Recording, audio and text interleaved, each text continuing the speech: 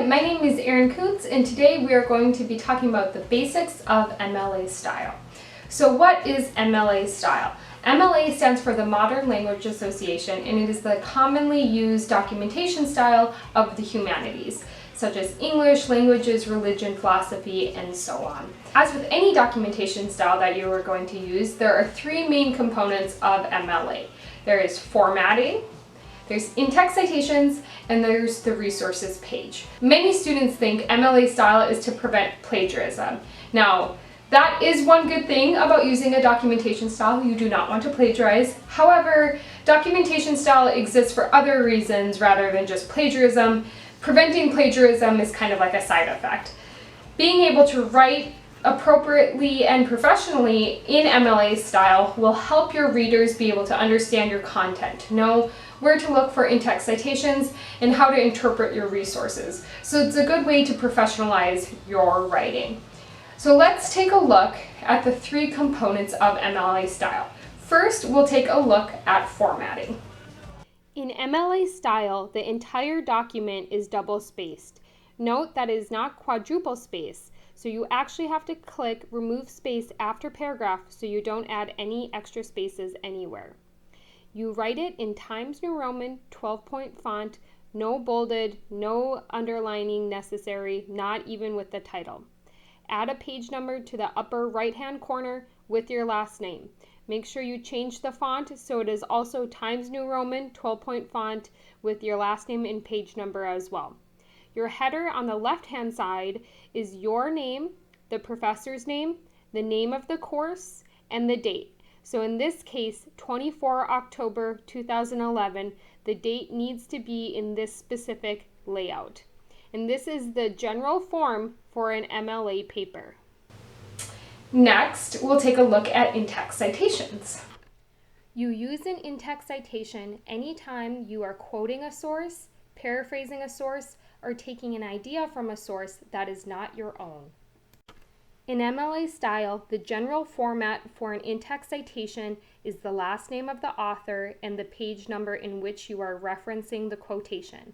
In some cases, such as when you are citing a website, you may not have the author's last name and page number. And in those cases, we'll have to do things a bit differently, but for now, we will stick to the basics. Note that the order of the in-text citation goes quotation mark, citation, and period.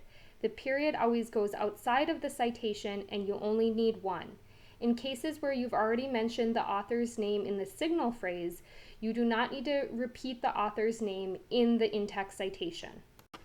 If you are quoting a source that is over 4 lines, you will need to use what is called a block quote. What you do with a block quote is separate the quotation from the body of your essay and indent it twice over. You then put the in-text citation outside of the period. And finally, we will take a look at the resource page.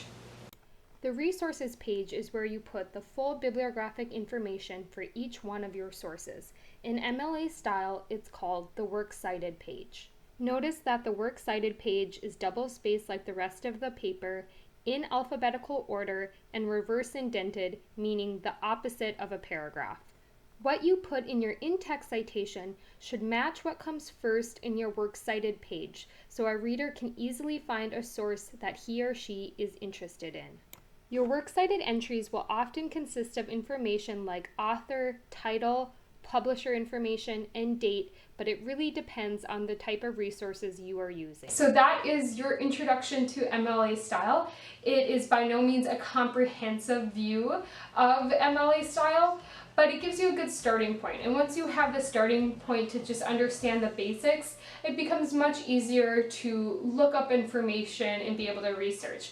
I always tell my students that you don't have to memorize this. You don't have to memorize exactly how to do an in-text citation when you have a novel that you're using. You don't have to memorize how to cite a website in your Works Cited page. But if you know how to look the information up, that's when understanding the basics becomes really useful. Some good resources are any of the guidebooks that your instructor may have assigned to you to help you with MLA Style. If you like an online source, I highly recommend OWL at Purdue. It's the online writing lab at Purdue University, and it's a really user-friendly and consistently updated guide.